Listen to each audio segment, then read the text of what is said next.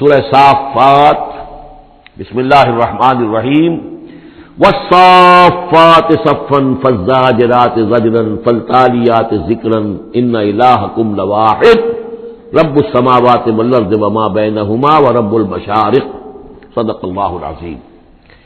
یہ جو انداز ہے جس طریقے سے یہ سورت شروع ہو رہی ہے، والصافات صفا فالزاجرات زجرا فالتالیات ذکرا، قرآن حکیم میں 5 سورتیں اس ٹائل کی ہیں۔ سورہ زاریات آئے گی، سورہ مرسلات آئے گی، سورۃ النازعات آئے گی، اور پھر یہ کہ آخری پارے کے اندر ایک سورت اور آئے گی والعادیات۔ تو یہ صافات، زاریات، مرسلات، نازعات اور یہ سورتیں جو آ رہی ہیں ان کا سٹائل ایک ہی ہے، اور اس میں بعض جگہوں پر تو خاصا اشکال ہے کہ آیا یہ فرشتے مراد ہیں یا کہیں ہوائیں مراد ہیں، لیکن اس صورت کے اندر تقریباً یہ کہ اجماع ہے کہ یہاں مراد ہے فرشتے۔ والصافات صفا، قسم ہے ان فرشتوں کی جو صفیں باندھ کر کھڑے رہتے ہیں۔ فالزاجرات زجرا، پھر وہ ڈانٹتے ہیں، ڈپٹتے ہیں جھڑک کر، یعنی اللہ تعالیٰ جب فرشتوں کو حکم دیتا ہے کہ فلاں بستی کو برباد کرنا ہے تو ان کی ڈانٹ، وہ صیحہ جو ہے، ان کانت الا صیحۃ واحدہ، یہ کسی فرشتے کی ڈانٹ ہے جس کی وجہ سے کہ وہ قوم ہلاک ہوتی ہے، برباد ہو جاتی ہے۔ فالتالیات ذکرا، پھر یہ کہ تلاوت کرنے والے ذکر کی، یعنی جو ذکر نبیوں پر آیا، رسولوں پر آیا، وہ بھی لے کر آتے ہیں یہی فرشتے۔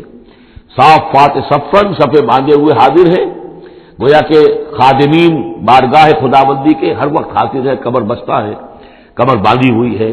فالزاجرات زجرا، جہاں کہیں عذاب بھیجنے کا اللہ کی طرف سے حکم آتا ہے تو وہاں جا کر وہ عذاب بھیجتے ہیں، ڈانٹتے ہیں۔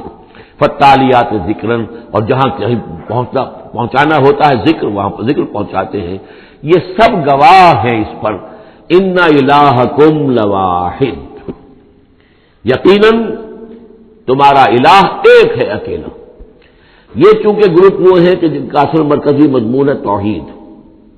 آپ آگے جا کر دیکھیں گے جو آخری 2 گروپ ہیں ان کا مرکزی چونکہ مضمون جو ہے وہ ہے انذار آخرت، تو وہاں پر آپ دیکھیں ان الدین لواقع، یہ ساری قسمیں کھا کر ان الدین لواقع، دین، جزا و سزا، حساب کتاب، اس کا بدلہ لازماً ہونے والا ہے۔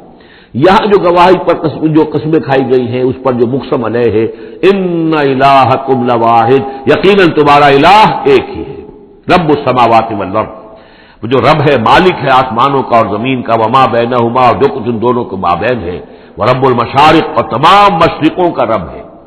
اب یہاں مغارب کا لفظ نہیں آیا، اس لیے کہ ہر نقطہ زمین کا جو ہے وہ مشرق بھی بنتا ہے، ہر نقطہ، جسے ہم مغرب اس وقت کہیں گے، اس وقت سورج یہاں طلوع ہو رہا ہے تو غروب اس کے بالکل اپوزٹ ہے، لیکن خود وہ جگہ بھی تو ایک وقت میں طلوع بن جائے گی، وہاں پر بھی مشرق ہوگا، سورج وہاں تو جب چمکے گا وہاں رائز کرے گا، تو گویا کہ تمام جو ہے یہ مشارق ہی ہے۔ انا زینا السماء الدنیا بزینۃ الکواکب، ہم نے مزین کر دیا ہے، خوشنما بنا دیا ہے سماء الدنیا کو۔ السماء الدنیا مرکب توصیفی ہے، سب سے قریب والا آسمان، دنا کہتے ہیں قریب کو، ادنا قریب ترین، اور دنیا اس کا مؤنث ہے۔ انا زینا السماء الدنیا، جو قریب ترین آسمان ہے اس زمین سے، اس کو ہم نے مزین کر دیا ہے بزینۃ الکواکب، ستاروں کی زیبائش اور آرائش۔ وحفظا من کل شیطان مارد، یہ پہلے بھی آ چکا ہے، اور حفاظت ہے ہر سرکش شیطان کے مقابلے میں، یعنی شیاطین جن جو ہیں، یہ میں عرض کر چکا ہوں، جو میری رائے ہے کہ سولر سسٹم جتنا ہے وہ ان شیاطین جن جتنے بھی ہیں، جنات کی، ان کی رسائی ہے وہاں تک، انہیں کوئی جہاز نہیں چاہیے، کوئی ان کو کسی طرح کی مشینیں نہیں چاہیے کہ جس سے یہ وہاں تک جائیں، کوئی راکٹ نہیں چاہیے، یا خود ان کے اندر یہ توانائی موجود ہے۔ جیسے پرندے ہیں اڑ رہے ہیں، ہم نہیں اڑ سکتے، لیکن پرندہ ہے چھوڑ سکتا ہے، وہ بھی اڑ رہا ہے۔ اسی طریقے سے ان کے لیے اللہ تعالیٰ نے جو ہے اس پورے سولر سسٹم کو، اس سے آگے نہیں، اس سولر، کیونکہ ان کا مبدا جو ہے، پیدائش جو ان کی ہوئی ہے وہ میرے نزدیک سورج سے ہوئی ہے، سورج ہی کی جو لو تھی اور لپٹ تھی اس سے ان کی پیدائش ہوئی ہے۔ تو بہرحال ان کی جو بھی رسائی ہے، تو پھر اس سے آگے بڑھنے کی جب کوشش کرتے ہیں کہ جو فرشتے نازل ہو رہے ہوتے ہیں، اگلے آسمانوں سے آ رہے ہیں، سمائے دنیا تک آئے ہیں تاکہ دنیا تک پہنچے، تو وہاں یہ پھر کچھ سنتے ہیں، کچھ خبریں ان سے لے لیتے ہیں، اور قرب ان کے مابین ہے، اس لیے کہ وہ ناری ہے اور فرشتے پوری ہیں۔ لیکن اللہ تعالیٰ نے بندوبست کیا ہوا ہے، خاص طور پہ جب کبھی وہی نازل ہو رہی ہوتی ہے، کوئی نبی ہے جن کو بھیجا گیا ہے، ان پر وحی آ رہی ہے، تو پھر بڑا حفاظت کی جاتی ہے کہ یہ شیاطین کو سنگل نہ لے سکے۔ وَحِفْظًا مِّن كُلِّ شَيْطَانٍ مَارِدٍ لَا يَسْمَعُونَ إِلَى الْمَلَإِ الْأَعْلَىٰ، یہ نہیں سن پاتے، یستمعون کا یسمعون بن گیا، یہ نہیں سن پاتے ملأ اعلیٰ کی باتیں۔ وَيُقْذَفُونَ مِن كُلِّ جانب، اور ان کے اوپر پھینکے جاتے ہیں تیر، میزائلز ان پر داغے جاتے ہیں ہر جانب سے، دحوراً ان کو بھگانے کے لیے، کھدیڑنے کے لیے۔ وَلَهُمْ عَذَابٌ وَاصِبٌ، اور ان کے لیے پھر عذاب ہے سخت دائمی۔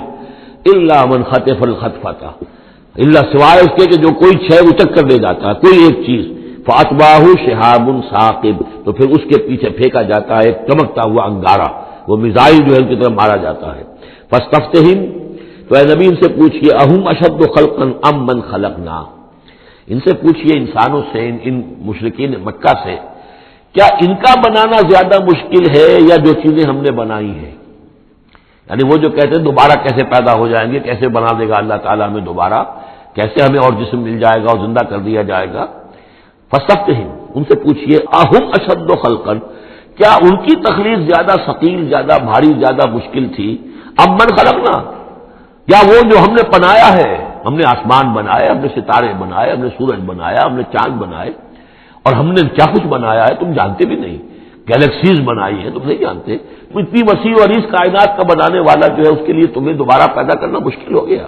انا خلقناہم من طین لازب، یہ لفظ آ گیا اب یہاں پر جو میں نے گنوائے تھے آپ کو الفاظ، اور ان کو تو ہم نے بنایا ہے ایک چپکتے گارے سے، گارا جس میں کچھ چپچپاہٹ پیدا ہو گئی تھی، اس کے اندر جو ہے فرمنٹیشن کا عمل ہوا اور اس سے لیس سی پیدا ہو گئی، من طین لازب۔ وہ الفاظ پھر یاد کر لیجئے، من تراب، مٹی سے، من تین، گارا، تین لازب، وہ گارا کہ جس کے اندر لیس پیدا ہو گئی، حمی مسنون، وہ گارا جو پھر اب اور مزید سڑ گیا ہے، اور اس کے بعد وہ سوکھ گیا ہے، من صلصال من حمی مسنون، اور چھٹا لفظ ہے صلصال کالفخار، لقد خلقنا الانسان من صلصال کالفخار وخلقنا الجان من مارج من نار فبأي آلاء ربكما تكذبان، یہ آئے گا نا سورہ رحمان کے اندر۔ تو ہم نے اس چپکتے ہوئے گارے سے ہم نے ان کو بنایا، بل عجبت ویسخرون، تو اے نبی آپ بھی تعجب کرتے ہو، یہ تمسخر کر رہے ہیں، آپ تعجب کر رہے ہیں اس بات پر کہ میں انہیں اچھی باتیں بتا رہا ہوں، اخلاق کی تعلیم دے رہا ہوں، فطرت کے اندر جو توحید ہمارے مضمر ہے اسی کی طرف ان کو متوجہ کر رہا ہوں، اور یہ مذاق اڑا رہے ہیں۔ بل عجبت ویسخرون وَإِذَا ذُكِّرُوا لَا يَذْكُرُونَ، اور جب ان کو نصیحت کی جاتی ہے، یاد دہانی کرائی جاتی ہے، یہ اس کو اخذ نہیں کر رہے، اس سے سبق نہیں لے رہے، اس پر کان نہیں دھر رہے۔ وَإِذَا رَأَوْا آیَةً يَسْتَسْخِرُونَ، اور جب کوئی آیت دیکھتے ہیں تو مذاق اڑاتے ہیں، ہنسی ٹال دیتے ہیں۔ وَقَالُوا إِنْ هَذَا إِلَّا سِحْرٌ مُبِينٌ، اور کہتے ہیں کہ نہیں ہے یہ مگر کھلا جادو۔ أَإِذَا مِتْنَا وَكُنَّا تُرَابًا وَعِظَامًا أَإِنَّا لَمَبْعُوثُونَ، کیا جب ہم مر جائیں گے اور ہو جائیں گے مٹی اور ہڈیاں، ہڈیاں سخت سے ہیں وہ تو بہت عرصے تک پڑی رہتی ہیں، عظامًا نخرہ، گلی سڑی ہڈیاں، لیکن یہ کہ باقی سارا جسم جو ہے وہ تو تحلیل ہو کر مٹی بن جائے گا۔ أَإِذَا مِتْنَا وَكُنَّا تُرَابًا وَعِظَامًا أَإِنَّا لَمَبْعُوثُونَ، تو کیا ہمیں پھر دوبارہ اٹھا لیا جائے گا؟ أَوَا آبَاؤُنَا الْأَوَّلُونَ، کیا ہمارے جو آباء و اجداد تھے جو بہت عرصہ ہو گیا جن کو بڑے کھپے ہوئے، انہیں بھی اٹھا لیا جائے گا؟ قُلْ نَعَمْ وَأَنْتُمْ دَاخِرُونَ، کہیے ان سے کہ ہاں تم اٹھا لیے جاؤ گے اور تم سب کے سب نہایت ذلیل ہوگے اپنے اس انکار کے باعث۔ فَإِنَّمَا هِيَ زَجْرَةٌ وَاحِدَةٌ فَإِذَا هُمْ يَنظُرُونَ، یہ تو ہماری طرف سے ایک ڈانٹ ہوگی، ایک ڈپٹ، ایک جھڑکی ہوگی، اور یہ سب کھڑے ہوئے دیکھ رہے ہوں گے۔ اچانک ایک ہی اس میں ان سب کو جو ہے قبروں سے اور جہاں کہیں بھی ان کے جو بھی اجزاء ہیں تحلیل ہوئے ہوئے ان سب کو جمع کر کے ایک ہی مرتبہ کہنے سے اور ان کو اٹھا دیا جائے گا۔ فَإِذَا هُمْ يَنظُرُونَ، وہ دیکھ رہے ہوں گے۔ وَقَالُوا يَا وَيْلَنَا هَذَا يَوْمُ الدِّينِ، اور پھر کہیں گے ہائے ہماری شامت، یہ تو آ گیا وہ دن جزا و سزا کا جس کو ہم نفی کر رہے تھے۔ هَذَا يَوْمُ الْفَصْلِ الَّذِي كُنتُم بِهِ تُكَذِّبُونَ، اس وقت ان سے کہا جائے گا جی ہاں یہ ہے وہ دن، فیصلے کا دن جس کو کہ تم جھٹلایا کرتے تھے۔ اُحْشُرُوا الَّذِينَ ظَلَمُوا وَأَزْوَاجَهُمْ وَمَا كَانُوا يَعْبُدُونَ، اب فرشتوں کو حکم دیا جائے گا جمع کرو ان گناہ گاروں کو، ان مشرکوں کو، ان ظالموں اور کافروں کو، اور جو ان کے ساتھی ہیں ان سب کو جو جنات میں سے ہوں گے، اور یہ کہ جن کو یہ پوجا کرتے تھے ان کو بھی ساتھی لے آؤ جنات میں سے، من دون اللہ، اللہ کے سوا جنہیں یہ پوجتے تھے، فَاهْدُوهُمْ إِلَىٰ صِرَاطِ الْجَحِيمِ، پھر ذرا ان کو اب رہنمائی کرو انہیں اسکورٹ کرو صراط الجحیم جہنم کے راستے پر انہیں لے جاؤ. وقفوہم انہم مسئولون، ذرا ٹھہرو انہیں روکو، ان سے ذرا پوچھا جائے گا، کچھ پوچھنا چاہتے ہیں ہم. ما لکم لا تناصرون، کیا ہو گیا آج آپ ایک دوسرے کی مدد نہیں کر رہے؟ دنیا میں تو آپ کے جتھے تھے اور وہ کہا کرتا تھا ابو جہل کہ دیکھو میری مجلس کتنی آباد ہوتی ہے، کون کون لوگ آ کر میرے یہاں بیٹھتے ہیں، تو یہ جو میری مجلس ہے یہ بہت آباد ہے، شرفاء آتے ہیں یہاں پر. یہ اب کیا ہوا تمہیں؟ ما لکم لا تناصرون بل هم اليوم مستسلمون، یہ تو خود اپنے آپ کو پکڑوا رہے ہیں آج. واقبل بعضهم على بعض يتساءلون، اور پھر وہ بعض جو ہے بعض کی طرف رخ کر کے پوچھیں گے ایک دوسرے سے.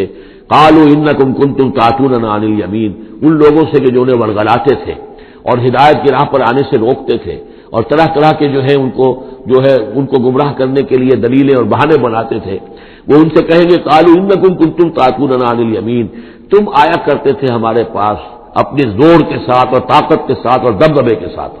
یمین جو ہے داہنی طرف سے آنا، لیکن یمین کے معنی یہ طاقت کے بھی ہے کہ تم اپنی چودراہٹ کی بنا پر، اپنی سرداری کی بنا پر، اپنی جو حیثیت اور وجاہت تھی اس کے بنا پر تمہیں آتے تھے ہمیں. قالوا بل لم تکونوا مؤمنین، وہ یہ کہیں گے کہ نہیں نہیں تم خود ہی نہیں تھے ایمان لانے والے. وما کان لنا علیکم من سلطان، اور ہمارے پاس تمہارے اوپر تمہارے لیے کوئی سند نہیں تھی، ہمارے پاس کوئی اختیار نہیں تھا. بل کنتم قوما طاغین، بلکہ تم خود تھے حد سے بڑھ جانے والے لوگ. فحق علینا قول ربنا، تو اب ہم سبھی مستحق ہو چکے ہیں اللہ تعالیٰ کے اس قول کے. وہ عذاب کا جو معاملہ ہے اللہ کا، جو اس نے کہا تھا کہ لأملأن جہنم من الجنۃ والناس اجمعین، کہ میں تو بھر کر رہوں گا جہنم کو جنوں اور انسانوں سے. اب وہ قول ہم پر واقع ہو چکا، ہم اس کے مستحق بن چکے. فحق علینا قول ربنا انا لذائقون، اب تو ہمیں وہ مزہ چکھنا ہی ہوگا اس عذاب کا.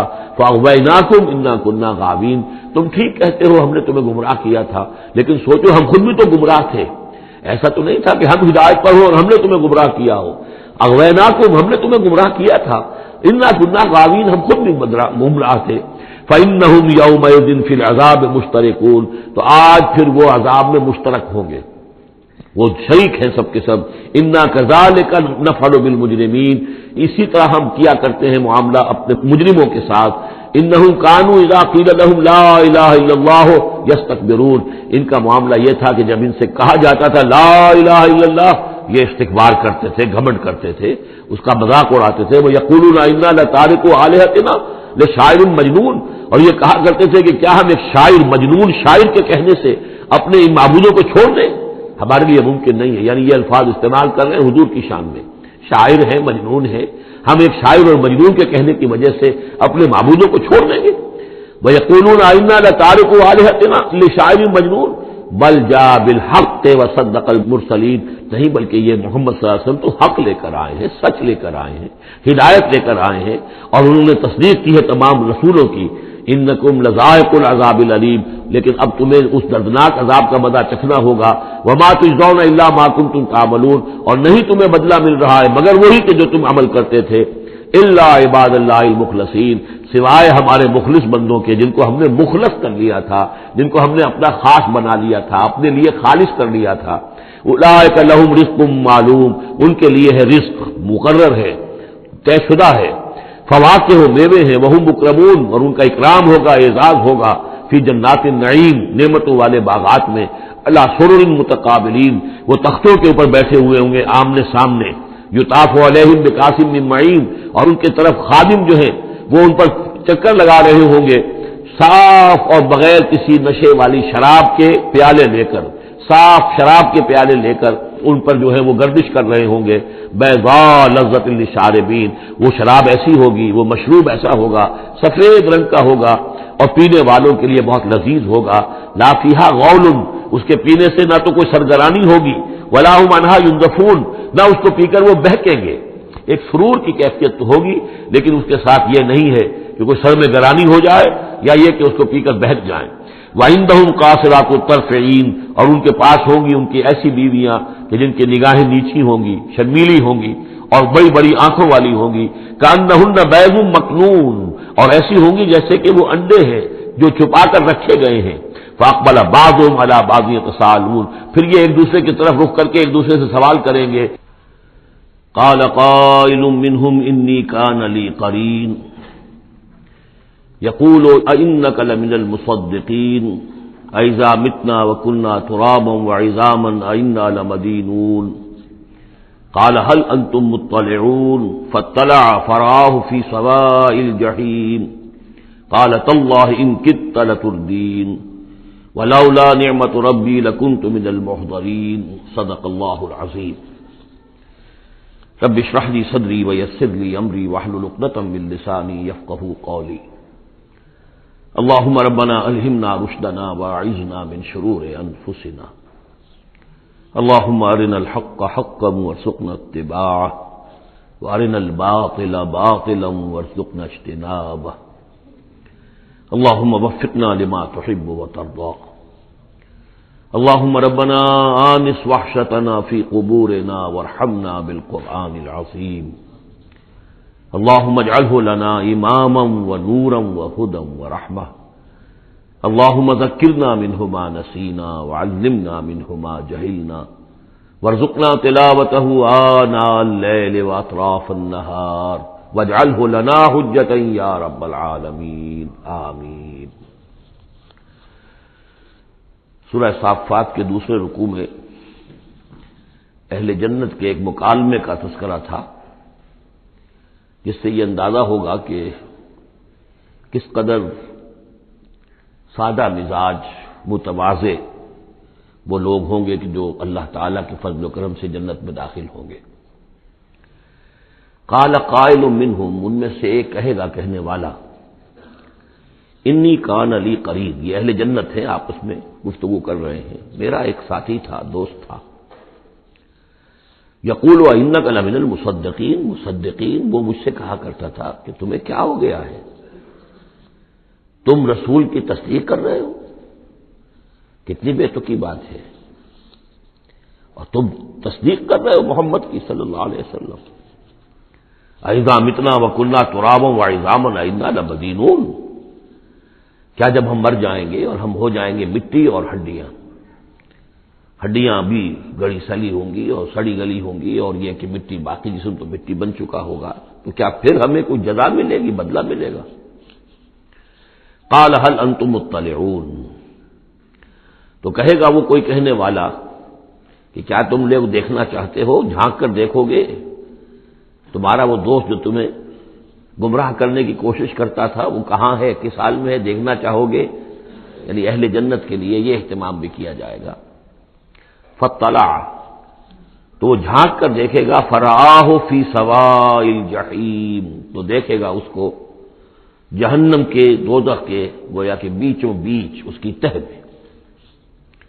قال، وہ کہے گا، تاللہ ان کدت لتردین، خدا کی قسم تم تو قریب تھے کہ مجھے بھی برباد کرتے، مجھے بھی گراتے یہاں، یعنی یہ تو اللہ کا بڑا فضل ہوا کہ میں نے تمہاری باتوں پر زیادہ دھیان نہیں دیا، اور جو بات میرے دل کو لگ گئی تھی، جو بات مجھے بھلی لگی تھی، جس کی گواہی میری قلب کی گہرائیوں سے برآمد ہوئی، میرے دل نے جس کو حق جانا میں نے اسے قبول کیا، ورنہ یہ کہ تم تو تلے ہوئے تھے کہ جس طرح تم تباہ ہوئے ہو اسی طرح مجھے بھی اس جہنم کے گڑھے میں اپنے ساتھ لے کر گرتے۔ ولولا نعمت ربی لکنت من المحضرین، اور اگر میرے رب کی نعمت مجھ پر نہ ہوتی، احسان نہ ہوتا، انعام نہ ہوتا، یہ تو اللہ کا فضل ہے میرے پروردگار کا، تو میں بھی ہو جاتا انہی لوگوں میں سے جو یہاں پکڑے ہوئے آئے ہیں گرفتار ہو کر اور اس جہنم کے حوالے کر دیے گئے۔ افما نحن بمیتین، اب یہ آپس میں گفتگو کر رہے ہیں جنت والے، تو کیا اب ہمیں مرنا تو نہیں ہے، کیا اب ہمیں نہیں مرنا ہے، یعنی اب جنت میں آ کر تو ہم یہاں مستقل رہیں گے نا۔ وہ میں کہہ رہا تھا آپ سے کہ کس کو سادہ مزاج کے لوگ ہوں گے اور ان کے اندر کوئی تعلی نہیں ہوگی کہ ہم نے تو بڑی محنت سے جنت کمائی ہے، اب تو یہاں ٹھسے سے ہم رہیں گے اور ہمیشہ ہمیشہ رہیں گے۔ ان کے دلوں کی کیفیت اب بھی یہ ہے، افما نحن بمیتین الا موتتنا الاولی وما نحن بمعذبین، تو کیا اب ہمیں کوئی موت نہیں آئے گی سوائے اس موت کے کہ جو آ چکی ہے، وما نحن بمعذبین، اور اب تو ہم مطمئن ہو جائیں کہ کسی عذاب وغیرہ کا کھٹکا نہیں ہے، کہیں اور کوئی پکڑ، کوئی اور حساب کتاب، کوئی اور چھلنی تو ابھی نہیں لگنی ہے، وما نحن بمعذبین، اور ہمیں تو کوئی عذاب نہیں دیا جائے گا۔ ان ھذا لہو الفوز العظیم، یقیناً یہ تو پھر بہت بڑی کامیابی ہے۔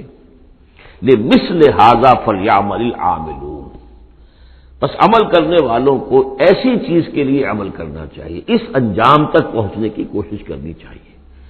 یہ ہے وہ انجام کہ جو اہل جنت کا ہوگا، اور اس انجام کو اپنے سامنے رکھ کر ہر محنت کرنے والا، عامل تو سب ہیں، بھاگ دوڑ تو سب کر رہے ہیں، دنیا پیش نظر ہے، دنیا بھی بغیر بھاگ دوڑ کے تو نہیں ملتی، محنت ہوتی ہے، دن رات کی ہوتی ہے، خون پسینہ ایک کر کے دنیا ملتی ہے، لیکن یہ ہے کہ اصل میں یہ خون پسینہ جو ہے انسان کا وہ اتنا قیمتی ہے کہ اس کے عوض تو یہ جنت حاصل کرنی چاہیے، نہ یہ کہ محض دنیا کی چند روزہ زندگی کے عیش و آرام اور صرف اس کی زیبائش و آرائش۔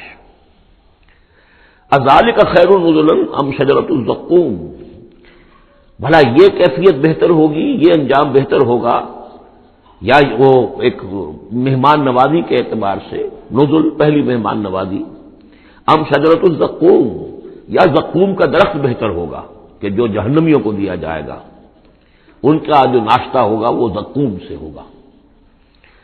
انا جعلناها فتنۃ للظالمین، ہم نے اس درخت کو ظالموں کے لیے، کافروں کے لیے فتنہ بنا دیا، اس کا ذکر آ چکا ہے سورہ بنی اسرائیل میں کہ یہ جو درخت ہے زقوم، قرآن کہتا ہے کہ جنت جہنم میں ہوگا، جہنم تو آگ کی جگہ ہے، تو وہاں درخت کیسے ہو جائے گا؟ کہاں درخت کہاں آگ؟ تو ہم نے اس کو فتنہ بنا دیا ہے۔ وہ لوگ سب ساری چیزیں جو ہے اس دنیا کے قوانین پر قیاس کر رہے ہیں، اس عالم کے قوانین یہ نہیں ہے، اس قوانین اور ہے۔ یہاں کی آگ تو ایک دفعہ جلا دیتی ہے تو انسان مر جاتا ہے، وہاں کی وہ آگ جلائے گی لیکن مرنے نہیں دے گی۔ یہاں کھال جھلس گئی تو پھر کوئی لمبی چوڑی جو ہے وہ پلاسٹک سرجری کی جائے تو شاید دوبارہ کچھ ہو جائے، ورنہ یہ کہ خود بخود تو نہیں آ جائے گی، لیکن وہاں یہ ہے کہ جیسے ہی کھال جھلس جائے گی اور کھال اللہ تعالیٰ ان کو عطا کر دے گا۔ تو وہاں کے نوامیس، وہاں کے قوانین، وہاں کے جو بھی لاز ہیں وہ مختلف ہیں یہاں کے قوانین سے۔ انا جعلناها فتنۃ للظالمین انها شجرۃ تخرج فی اصل الجحیم، وہ ایک درخت ہے کہ جو جہنم کے بالکل تہ میں سے ابھرے گا، نکلے گا۔ طلعها کأنه رؤوس الشیاطین، اور اس کے گابھے ایسے ہوں گے، خوشے ایسے ہوں گے جیسے شیطانوں کے سر ہیں، یعنی کوئی بہت ہی خوفناک قسم کے اور بہت بدنما۔ فَإِنَّهُمْ لَآكِلُونَ مِنْهَا، پھر یہ جو جہنمی ہے یہ کھائیں گے اس میں سے مجبور ہو کر، ویسے انسان اس کو دیکھنا تک پسند نہیں کرے گا، اس میں اس قدر کراہت ہوگی، لیکن یہ کہ چونکہ بھوک کی شدت ہوگی تو وہ کھائیں گے، منہ ماریں گے اس میں۔ فَمَالِئُونَ مِنْهَا الْبُطُونَ، اور اس سے اپنے پیٹوں کو بھریں گے۔ ثُمَّ إِنَّ لَهُمْ عَلَيْهَا لَشَوْبًا مِّنْ حَمِيمٍ، پھر جب اندر سے وہ کھولے گا اور پیاس کی طلب ہوگی تو پھر انہیں ایسا پانی دیا جائے گا کھولتا ہوا پینے کے لیے کہ جس میں پیپ کی ملاوٹ ہوگی، پیپ ملایا گیا ہوگا، لشوب من حمیم۔ ثم ان مرجعهم لإلى الجحیم، پھر یہ تو ابھی ابتدائی ہو گئی نا، جو ان کی مہمان نوازی جو ہے ابتدا میں ہو رہی ہے، اور اس کے بعد پھر ان کو لوٹا دیا جائے گا جہنم میں۔ انہم الفوا آباہم ضالین، یہ وہ لوگ ہیں جنہوں نے اپنے آباء و اجداد کو پایا گمراہ، بھٹکا ہوا، اب انہی کے اوپر انہوں نے انہی کے نقش پا پر چلنا شروع کر دیا۔ فہم علی آثارہم یہرعون، تو انہی کے نقوش پا پر اب یہ دوڑ رہے ہیں، بے اختیار دوڑے چلے جا رہے ہیں، بغیر سوچے سمجھے، جو بھی آباء و اجداد کے طور طریقے ہیں۔ وَلَقَدْ ضَلَّ قَبْلَهُمْ أَكْثَرُ الْأَوَّلِينَ، حالانکہ ان سے پہلے بھی جو پہلے لوگ تھے ان کی اکثریت بھی گمراہ تھی، وہ تو ہم دیکھ چکے ہیں۔ ان تُطِعْ أَكْثَرَ مَنْ فِي الْأَرْضِ يُضِلُّوكَ عَنْ سَبِيلِ اللَّهِ، یہ ہم آیت پڑھ چکے ہیں۔ اگر تم زمین میں بسنے والوں کی اکثریت کی پیروی کرو گے تو وہ تو تمہیں گمراہ کر کے چھوڑے گی۔ پھر یہ آیت بھی سورہ یوسف میں آ چکی ہے، وَمَا يُؤْمِنُ أَكْثَرُهُم بِاللَّهِ إِلَّا وَهُم مُشْرِكُونَ، کہ ان کی اکثریت جو ہے اللہ پر ایمان نہیں رکھتی مگر کسی نہ کسی نوع کے شرک کے ساتھ، اور شرک یہی ہوتا ہے کہ ایک بڑے اللہ کو مان کر کسی نہ کسی چھوٹے اللہ کو بھی مانا جائے، اور ہوتا یہ ہے کہ وہ چھوٹا خدا جو ہے وہ اعصاب پر سوار ہو جاتا ہے، اور بڑا تو کہتے ہیں وراء الورا وراء الورا، وہ تو ہے بیٹھا ہوا ہے، اسے اس دنیا کی فکر بھی نہیں ہے، کوئی چنتا بھی نہیں ہے، کوئی تشویش بھی نہیں ہے، وہ اپنے اندر مگن ہے۔ مشائین کا فلسفہ یہ ہے جو ارسطو کے پیروکار ہیں، اور ہمارے ہاں اکثر جو متکلمین ہیں وہ سب مشائین ہیں، ارسطو کے پیروکار ہیں اکثر متکلمین۔ تو متکلمین کے اس مشائین کا، ارسطو کا فلسفہ یہ ہے کہ اللہ تعالیٰ صرف کلیات کا عالم ہے، جزیات کا نہیں ہے، زیادہ اسے اس کائنات کی فکر ہی نہیں، اس نے بس پیدا کر دیا ہے، بس اللہ اللہ خیر صلی اللہ، کچھ قوانین بنا دیے، یہ خود بخود چل رہی ہے، اب اسے اس سے کچھ سروکار نہیں ہے۔ جیسے کہ کوئی کھلاڑی جو ہے وہ فٹ بال کو کک مارتا ہے، اب وہ فٹ بال جا رہی ہے، اب کھلاڑی ادھر کھڑا ہے، فٹ بال جا رہی ہے، اب یہ کھلاڑی چاہے کہ روک لے تو وہ فٹ بال کو روک تو نہیں سکتا، وہ تو جا رہی ہے، وہ تو زمین کی فرکشن ہے، کوئی رکاوٹ ہے یا اس کی اپنا مومنٹم ختم ہوگا تو پھر یہ ہے کہ وہ رکے گی۔ تو یہ تصورات بھی اللہ کے بارے میں دنیا میں رہے ہیں اور بڑے بڑے حکما کے رہے ہیں، فلاسفہ کے رہے ہیں۔ انسان نے جب اپنے پیمانے ہیں ان پر اللہ کو ناپنا چاہا اور تولنا چاہا تو پھر اسی قسم کی حماقتوں میں انسان مبتلا ہوا۔ وَلَقَدْ ضَلَّ قَبْلَهُمْ أَكْثَرُ الْأَوَّلِينَ، ان سے پہلے بھی جو پہلے تھے، پہلوں کی اکثریت بھی تو گمراہوں پر مشتمل تھی۔ وَلَقَدْ أَرْسَلْنَا فِيهِمْ مُنذِرِينَ، ہم نے ان میں بھی اپنے خبردار کرنے والے بھیجے تھے۔ فَانظُرْ كَيْفَ كَانَ عَاقِبَةُ الْمُنذَرِينَ، تو دیکھ لو کیسا انجام ہوا ان کا جن کو خبردار کر دیا گیا تھا۔ قوم نوح کا کیا انجام ہوا، قوم ہود کا، قوم صالح کا، قوم شعیب کا، اور سدوم اور عمورہ کے شہروں کا، تو دیکھ لو کیا کیا انجام ہوا۔ الا عباد اللہ المخلصین، البتہ ان میں سے جو اللہ کے خاص بندے تھے اللہ نے ان کو بچایا۔ وَلَقَدْ نَادَانَا نُوحٌ فَلَنِعْمَ الْمُجِيبُونَ، اور ہمیں پکارا تھا نوح نے تو ہم کیا ہی اچھے ہیں جواب دینے والے اور دعا کے قبول کرنے والے۔ رب انی مغلوب فانتصر، حضرت نوح علیہ السلام نے جب فریاد کی پروردگار میں تو اب مجھے تو انہوں نے دبا لیا ہے، میں مغلوب ہو گیا ہوں، تو اب تو ہی بدلہ لے اور تو ہی مدد فرما۔ تو اللہ کی مدد آ گئی، وَنَجَّيْنَاهُ وَأَهْلَهُ مِنَ الْكَرْبِ الْعَظِيمِ، اور ہم نے اسے اور اس کے گھر والوں کو کرب عظیم سے نجات دے دی۔ اب کرب عظیم کو آپ خود سوچئے کہ ایک تو کرب عظیم ان کی مسلسل 950 برس سے ایک شخص دعوت دے رہا ہو اور لوگ استہزاء کر رہے ہیں اور تمسخر کر رہے ہیں۔ یوں سمجھیے کہ مکے میں تو یوں کہا جا سکتا ہے کہ ابھی 10-12 برس ہی ہوئے مسلمانوں تمہیں یہ جھیلتے ہوئے، ہمارے اس بندے نے 950 برس تک صبر کیا تھا۔ تو اس کا اندازہ کریں کس قدر کرب میں، کس قدر ضیق میں اس کی جان آئی ہوگی، جیسے کہ ہم دیکھتے آ رہے ہیں کہ حضور کی جان جس طرح ضیق میں آ گئی تھی کہ ان کے اوپر گویا کہ لوگ اتمام حجت کر رہے ہیں، دکھائیے کوئی معجزہ، آپ رسول ہونے کا دعویٰ کرتے ہیں تو ایسا ہی معجزہ دکھائیے جیسے موسیٰ نے دکھائے، جیسے عیسیٰ نے دکھائے۔ اور ادھر سے اللہ تعالیٰ کا فیصلہ یہ ہے کہ کوئی حصی معجزہ ہم نہیں دکھائیں گے۔ تو چکی کے 2 پارٹوں کے درمیان محمد الرسول اللہ صلی اللہ علیہ وسلم آئے ہوئے۔ یہ تو سورہ انعام جو اس کا کلائمیکس ہے اس موضوع کا، اس عنوان کا، وہ پڑھ چکے ہیں۔ کرب عظیم پھر وہ بھی ہے کہ جب وہ بارش آئی ہے اور طوفان آیا ہے تو اب اس وقت بھی تو جو ہلچل مچی ہوگی اس کا آپ اندازہ کیجیے، کیا بھاگ دوڑ ہوئی ہوگی، کہاں کہاں لوگوں نے جان بچانے کی کوشش کی ہوگی۔ یوں ہی تو نہیں ہو گیا کہ بس آنے واحد کے اندر وہ سب کے سب غرق ہو گئے۔ تو کرب عظیم جو اس وقت ہوا ہے، یوں سمجھیے کہ ایک قیامت صغریٰ ہو گئی ہوگی۔ یا ایھا الناس اتقوا ربکم ان زلزلۃ الساعۃ شیء عظیم، تو اس کا کچھ نہ کچھ عکس تو اس وقت ہوا ہوگا نا۔ تو اس کرب عظیم سے ہم نے ان کو بچا لیا۔ وجعلنا ذریتہ هم الباقین، یہ آیت بہت اہم ہے حکمت قرآنی اور فلسفہ قرآنی کے اعتبار سے، اور ہم نے بنا دیا اسی کی اولاد کو باقی رہنے والا۔ اس سے یہ ثابت ہوتا ہے، یہ ایک اسلوب حصر ہے کہ حضرت نوح کے بعد پھر کسی اور شخص کی نسل دنیا میں چلی نہیں، یعنی یہ کہ ان کے ساتھ 72 تھے، 80 تھے، کتنے نہیں تھے۔ ایک جگہ قرآن میں یہ بھی آیا ما آمن معہ الا قلیل، سوائے چند لوگوں کو ایمان نہیں لایا۔ اور گمان یہی ہے کہ یا تو حضرت نوح علیہ السلام اور ان کے 3 بیٹے اور ان کے اہل خانہ، اور ممکن ہے کہ ایک بیوی تو پیچھے رہ گئی، غرق ہونے والی تھی، لیکن کوئی اور بیوی ان کی ہو کہ ان کے ساتھ ہو، اور باقی یہ کہ ممکن ہے ان کے جو کچھ ملازم ہوں گے، خادم ہوں گے، بس۔ اور میرا یہ خیال ہے کہ ان پر کوئی ایمان نہیں لایا۔ پھر ظاہر بات ہے وہ خادم وغیرہ جو ہوتے ہیں پھر ان کے ساتھ تو اتنا اہتمام نہیں ہوتا کہ ان کی اولادیں بھی آگے چل سکیں، لہذا جو اولاد چلی ہے وہ صرف حضرت نوح علیہ السلام کے 3 بیٹوں سے۔ گویا کہ نسل انسانی جو ہے، اب دنیا میں جتنے انسان ہیں وہ حضرت نوح علیہ السلام کے 3 بیٹوں کی نسل سے ہیں، سام، حام اور یافس۔ اور یہ کہ اسی لیے ان کو آدم ثانی کہا جاتا ہے۔ آدم اول تو حضرت آدم تھے، انہی سے نسل چلی انسانی، لیکن ابھی جو ہے جو میرا اندازہ تقریباً 2000 برس کا ہے، اس 2000 برس کے عرصے میں اسی علاقے میں آبادی ابھی ہوئی ہے، ابھی آبادی اور ادھر ادھر پھیلی نہیں تھی، اور وہی وہ عظیم جو ہے سیلاب آ گیا، سب کے سب غرق ہو گئے، چند لوگ جو بچے ان کے ساتھ۔ محسوس ہوتا ہے کہ ان کی بھی آگے نسل نہیں چلی، صرف حضرت نوح علیہ السلام کے 3 بیٹوں سے۔ وَجَعَلْنَا ذُرِّيَّتَهُ هُمُ الْبَاقِينَ، یہ جو ہے حصر کا بڑا زوردار جو ہے یہ اسلوب ہے۔ وَتَرَكْنَا عَلَيْهِ فِي الْآخِرِينَ، اور ہم نے اسی طریقے پر پھر پچھلوں کو چھوڑ دیا، پچھلوں میں سے کچھ لوگ اسی کے راستے پر چلے، حضرت نوح علیہ السلام کے راستے میں۔ ظاہر بات ہے کہ ان کے تینوں بیٹوں کی اولاد کچھ عرصے تک تو یقیناً بالکل دین حق پر اور دین توحید ہی پر چلی ہوگی۔ پھر جیسے وقت گزرا پھر شیطان نے ورغلایا اور یہ کہ مختلف قسم کے توہمات میں اور مختلف قسم کے وہ جو شرک ہیں ان کے اندر مبتلا کر دیا۔ سلام علی نوح فی العالمین، سلام ہو نوح پر تمام جہانوں میں۔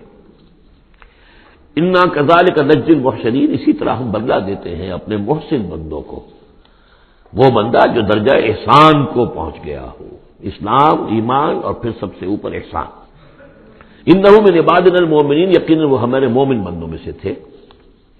ثم اغرقنا الاخرین، اور اس کے بعد ہم نے باقی جتنے بھی تھے ان سب کو غرق کر دیا۔ وَإِنَّ مِن شِيعَتِهِ لَإِبْرَاهِيمَ، اور اسی کی راہ پر چلنے والوں میں، اسی کی جماعت میں سے، اسی کے حزب میں سے ابراہیم تھے، یعنی یہ کہ جو نسل چلی ہے آگے تو حضرت ابراہیم بھی جو اٹھے ان کی حضرت سام کی اولاد میں سے، حضرت سام کی اولاد میں قوم عاد بھی ہے، اسی میں پھر قوم سمود بھی ہے، اور بھی اقوام ہیں، سیمیٹک ریسز جتنی بھی ہے، لیکن یہ کہ شہر ار میں جو موجودہ جو عراق ہے اس کے بہت جنوبی علاقے کے اندر یہ شہر تھا جس کے اب کھنڈرات برآمد ہوئے ہیں، وہاں حضرت ابراہیم علیہ السلام کی پیدائش ہوئی، حضرت نوح ہی کے طریقے پر توحید پر چل رہے ہیں۔ اس جا ربہ بقلب سلیم، جبکہ وہ اپنے رب کی طرف متوجہ ہوا قلب سلیم کے ساتھ۔ اب یہاں وہ حکمت سمجھ لیجئے کہ میں نے جو بارہ عرض کیا ہے کہ ایک فطرت سلیمہ اور ایک عقل سلیم، یہ دو چیزیں ہیں، اور فطرت کا تعلق چونکہ روح سے ہے اور روح کا مسکن قلب ہے، تو آپ اسے فطرت سلیمہ کہیں یا اسے قلب سلیم کہیں، وہ ایک ہی بات ہے۔ قلب سلیم اپنی اصل حقیقت پر، اصل جو حیات اس کی ہے اس پر باقی ہو، پرورٹڈ نہ ہوئی ہو اس کی فطرت، اس پر پردے نہ پڑ گئے ہوں، یہ خد و خال جو ہے وہ اپنی اصل سلامتی کے ساتھ باقی ہوں، اور پھر اس کو کہتے ہیں صوفیہ سیر الی اللہ، اس جا ربہ بقلب سلیم، جو قلب سلیم ہے وہ اللہ کی طرف آگے بڑھتا ہے، اور عقل سلیم کی روشنی میں وہ پھر پہنچتا ہے توحید تک، اور توحید کے بعد معاد تک، جیسا کہ میں نے کئی مرتبہ عرض کیا کہ سورہ فاتحہ در حقیقت اسی مقام پر کھڑی ہے کہ ایک انسان کے جو قلب سلیم اور عقل سلیم کی رہنمائی میں توحید اور معاد تک پہنچ گیا ہے، اور اب وہ یہ بھی جان گیا ہے کہ اصل طریقہ زندگی گزارنے کا یہی ہے کہ اللہ کی بندگی کی جائے، اس ایک خدا کی بندگی کی جائے۔ اب وہ سوال کرتا ہے میں بندگی کیسے کروں؟ جیسے میں نے آپ کو بتایا مکے میں ایسے لوگ موجود تھے، حضرت سعید ابن زید جو ہیں کہ جو بہنوئی تھے حضرت عمر بن الخطاب کے رضی اللہ تعالیٰ عنہ کے جو والد تھے زید، وہ موحد تھے، اور کعبے کے پردے پکڑ پکڑ کر دعا کیا کرتے تھے کہ اللہ میں صرف تجھے پوجنا چاہتا ہوں، تیری بندگی کرنا چاہتا ہوں، لیکن نہیں جانتا کیسے کروں۔ ظاہر بات ہے، اس لیے اہدنا الصراط المستقیم، یہ ہے اصل میں سورہ فاتحہ کا جو نظم ہے کہ وہاں تک تو پہنچ گئے، الحمدللہ رب العالمین الرحمن الرحیم مالک یوم الدین ایاک نعبد، یہاں تک تو انسان پہنچ گیا، لیکن اب بندگی کیسے کریں؟ ایاک نستعین اہدنا الصراط المستقیم، اس بندگی کے لیے تیری مدد چاہیے، توفیق بھی تیری ہو اور ہدایت بھی تیری جانب سے ہو، دو چیزیں ہمیں ملیں گی تو ہم تیری بندگی کا حق ادا کر سکیں گے۔ اذ جاء ربہ بقلب سلیم اذ قال لأبیہ وقومہ ماذا تعبدون، یاد کرو جبکہ انہوں نے کہا اپنی قوم سے اور اپنے والد سے یہ کن چیزوں کو آپ پوجتے ہیں؟ ایفکا آلہۃ دون اللہ تریدون، کیا اللہ کے سوا؟ یہ آپ کے من گھڑت قسم کے افک ہے، یہ تو گھڑی ہوئی چیزیں ہیں جن کو کہ اللہ کے خلاف اللہ کے سوا آپ نے گھڑ لیا ہے، آپ ان کو چاہتے ہیں، وہ محبوب اور مطلوب ہو گئے، تریدون۔ اب دیکھیے یہ وہی ہے ضعف طالب و مطلوب، تم کس کا طالب ہو، مطلوب کون سا تمہارا؟ یہ تمہارے مطلوب ہے۔ ایفکا آلہۃ دون اللہ تریدون فما ظنکم برب العالمین، تو تمہارا کیا گمان ہے اس ہستی کے بارے میں جو تمام جہانوں کی مالک ہے اور پروردگار ہے۔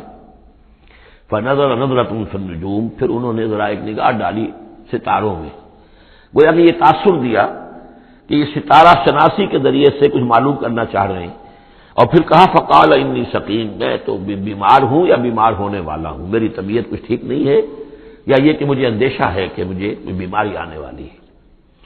اصل میں وہی جیسا کہ میں پہلے عرض کر چکا ہوں، یہ مضمون آ چکا ہے 2 مرتبہ پہلے قرآن میں، کہ بت پرستی بھی تھی وہاں اور ستارہ پرستی بھی تھی، اور کوئی ایسا ان کا سالانہ کوئی ستارہ پرستی کا جشن تھا جیسے جنم اشٹمی کا میلہ ہوتا ہے ہندوؤں میں کہ سب کے سب شہر سے باہر نکل کر کسی ستارے کی پرستش کیا کرتے تھے. تو جب وہ دن آیا ان کا تو سب کے سب چلے گئے. حضرت ابراہیم نے کہا میری طبیعت ٹھیک نہیں ہے، میں آپ لوگوں کے ساتھ نہیں جا سکتا، اور پیچھے رک گئے. فنظر نظرۃ فی النجوم، انہوں نے ذرا ستاروں میں نگاہ دوڑائی اور کہا قال انی سقیم، میری طبیعت ٹھیک نہیں ہے، یا میری طبیعت جو ہے خراب ہونے والی ہے. فتولوا عنہ مدبرین، تو وہ اسے چھوڑ کر وہ چلے گئے، پیٹھ موڑ کر چلے گئے، اور جا کر انہوں نے وہ اپنے جو بھی جشن تھا، جو بھی پوجا پاٹ تھی وہ کی. فراغ الی آلہتہم، جا گھسا وہ ان کے معبودوں میں. فقال الا تاکلون، اب وہاں ظاہر بات ہے حلوہ مانڈا رکھا ہوگا، بتوں کے سامنے چڑھاوے چڑھے ہوئے ہوں گے. تو حضرت ابراہیم پوچھتے ہیں کیا ہو گیا آپ حضرات کو، کھاتے کیوں نہیں، تناول کیوں نہیں فرماتے؟ یہ جو کچھ آپ کے پوجنے والوں نے لا کر نذرانہ رکھا ہوا ہے یہاں پر، الا تاکلون، کھاتے کیوں نہیں کھاتے آپ؟ فراغ علیہم ضربا بالیمین ما لکم لا تنطقون، اور کیا بات ہے بات بھی نہیں کرتے، جواب بھی نہیں دیتے. فراغ علیہم ضربا، پھر ایک ضرب کے ساتھ پل پڑا ان پر، ایک ضرب کے ساتھ اپنے داہنے ہاتھ سے پوری قوت سے. فاقبلوا الیہ یزفون، باقی تفاصیل کو قرآن درمیان میں چھوڑ جاتا ہے. اب وہ سب کے سب چورا ہو گئے، ایک کو چھوڑ دیا صرف جو سب سے بڑا تھا. اب اس کے بعد جب وہ لوگ آئے ہوں گے اور جو قیامتیں صغرا نہیں بلکہ کبرا وہ تو اس وقت ہو گئی ہوگی شہر کے اندر کہ ہمارے یہ معبودوں کے ساتھ کیا کیا، کس نے کیا ہے. فاقبلوا الیہ یزفون، تو گھبراتے ہوئے دوڑے ہوئے ان کی طرف آئے. قال تعبدون ما تنحتون، اب انہوں نے پھر اب ان کے ساتھ مباحثہ کہہ لیجئے، مناظرہ کہہ لیجئے، بغیر کسی خوف کے. اتعبدون ما تنحتون، کیا آپ لوگ پوچھتے ہیں ان چیزوں کو جنہوں خود تراشتے ہیں اپنے ہاتھ سے؟ واللہ خلقکم وما تعملون، یہ آیت بھی حکمت قرآنی اور فلسفہ قرآنی کے اعتبار سے بہت اہم ہے. جبکہ اللہ نے تمہیں بھی بنایا ہے اور تمہارا عمل جو ہے اس کا بھی پیدا کرنے والا اللہ ہے. اس پر اہل سنت کا یہ عقیدہ ہے کہ انسان کاسب عمل تو ہے، خالق عمل نہیں ہے. یعنی میں نے ارادہ کیا کہ میں یہ پیالہ اٹھاؤں، اس ارادہ کرنے کا معاملہ تو میرا ہے، اور اسی کے بنا پر اگر یہ ارادہ نیک ہے تو جزا، اور غلط ہے تو سزا. باقی یہ اٹھا سکنا اس کا یہ میرے بس کا روگ نہیں ہے جب تک کہ اذن رب نہ ہو. اس لیے کہ نہ معلوم کتنی فورسز آف نیچر ہیں جو اس میں انوالوڈ ہیں، کتنا پریشر ہوا کا اس کے اوپر ہے. پھر یہ کہ میرا اپنا جسمانی نظام جو ہے کہ میرے دماغ کا فیصلہ میرے ہاتھوں تک کنوے کرنے والے جو وہ الیکٹرک وائر ہیں اندر، وہ وائرنگ میں کوئی گڑبڑ ہو جائے کہیں. لیکن یہ ساری چیزیں جو ہوتی ہیں تو اعمال کا خالق اللہ ہے، کاسب انسان ہے. واللہ خلقکم وما تعملون، یہاں خاص طور پر یہ اس لیے کہا جا رہا ہے کہ تم نے تراشے ہیں نا یہ، تو تم جو کچھ کرتے ہو اپنے ہاتھوں سے، تمہارے جو اعمال ہوتے ہیں ان کا خالق بھی اللہ ہے. قالوا ابنوا له بنيانا فالقوه في الجحيم، انہوں نے کہا اس کے لیے ذرا ایک بڑا الاؤ بناؤ، بڑی عمارت تعمیر کرو، اور پھر اس کو ایک جہنم کے اندر جھونک دو، آگ کے اندر ڈال دو. فارادوا به كيدا فجعلناهم الاسفلين، تو انہوں نے اس کے ساتھ اس پر ایک داؤ آزمایا تھا لیکن ہم نے انہی کو کر دیا نیچے، یعنی وہ شکست خوردہ. یہ میں اس کی وضاحت کر چکا ہوں پہلے کہ داؤ کون سا تھا. یہ داؤ یہ تھا کہ انہیں توقع یہ تھی کہ اب جو بہرحال الاؤ بن رہا ہے، اس میں آگ دہکائی جا رہی ہے، تو حضرت ابراہیم کے علم میں آ رہا ہے یا ہو سکتا ہے دیکھ بھی رہے ہوں، تو انہیں توقع یہ تھی کہ یہ سارا نشہ ان کا ہرن ہو جائے گا جب یہ دیکھیں گے آگ کو، اور جب گرانے لگیں گے انہیں تو فوراً تائب ہو کر اور ہماری جو بھی ہمارے عقائد ہیں ان میں واپس آ جائیں گے.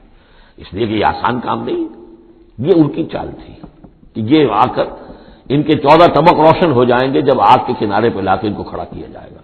لیکن وہ تو بے خطر کود پڑا آتش نمرود میں، عشق عقل ہے محو تماشائے لوے بام ابھی. تو حضرت ابراہیم علیہ السلام نے جب یہ کچھ کیا اور پھر اللہ نے گل و گلزار بنا دیا اس آگ کو، تو وہ لوگ جو ہے نہایت ناکام اور خائب و خاسر ہوئے.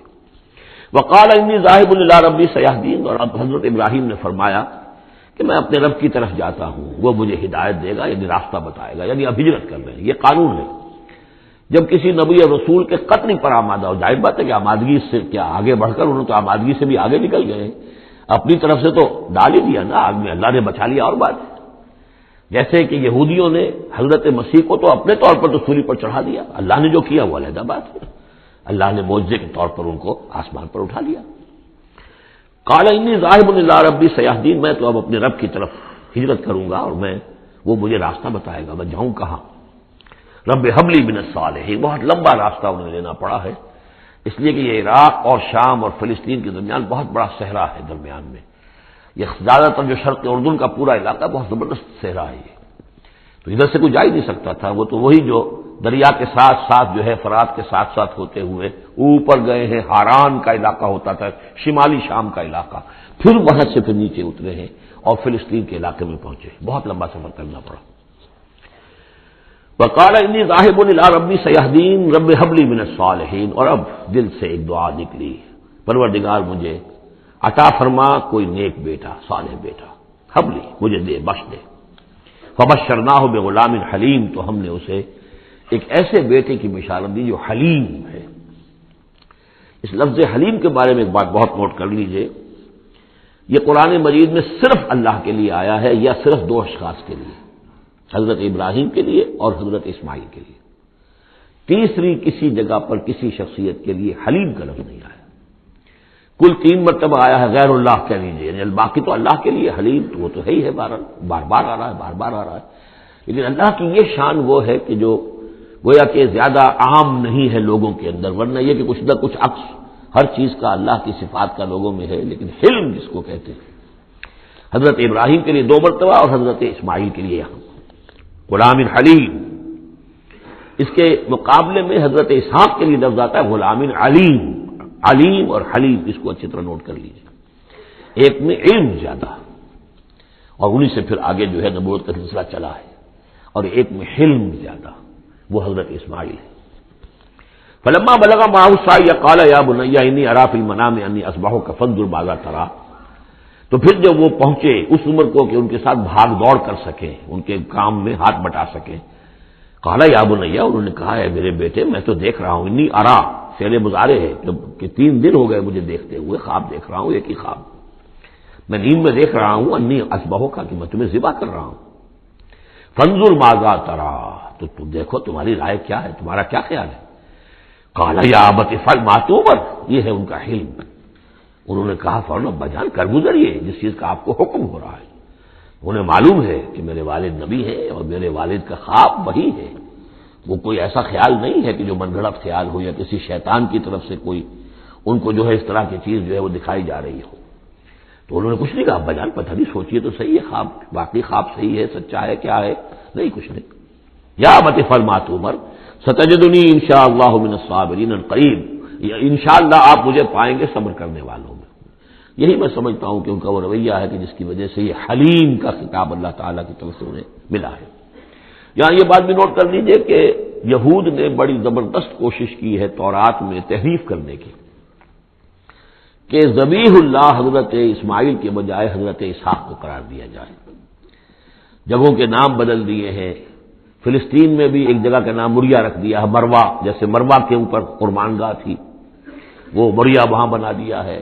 وہاں بھی ایک بکہ بنا دیا، وادی بکا، وادی بکا وہ بکہ، اس لیے کہ مکہ جو ہے وہ وادی مکہ تھی جس میں کہ یہ اللہ تعالیٰ نے حضرت ابراہیم کو وہ جگہ بتائی کہ یہ ہے بیت اللہ کا مقام. اور یہ کہ عجیب بات یہ ہے کہ بعض ہمارے مفسرین بھی ان کے اس پروپیگنڈے سے متاثر ہو گئے ہیں، اور یہ کہ ذبیح اللہ جو ہے وہ حضرت اسماعیل نہیں بلکہ حضرت اسحاق ہے. غالباً اگر میرا حافظہ ہو کر نہیں کھا رہا تو تبری اس مغالطے میں مبتلا ہو گئے.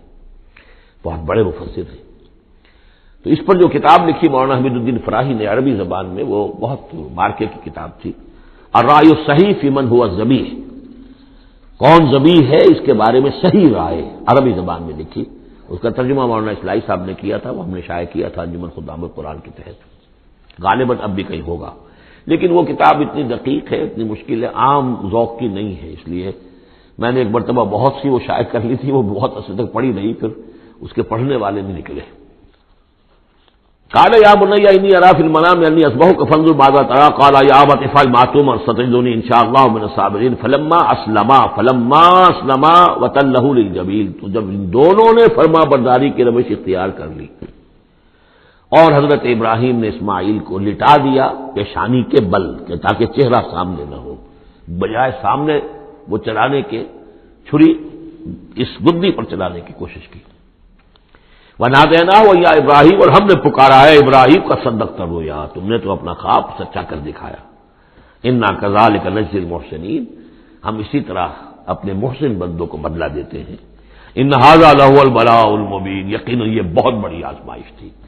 یہ شاباش کی حد ہے کہ ممتحن یہ کہے اس سے کہ جس کا امتحان لے رہا ہو کہ بھائی امتحان بڑا سخت لیا تھا میں نے تمہارا واقعتاً۔ اب یہ شاباش کا جو ہے یوں سمجھیے کہ سب سے آخری شکل ہے کہ ممتحن کہے۔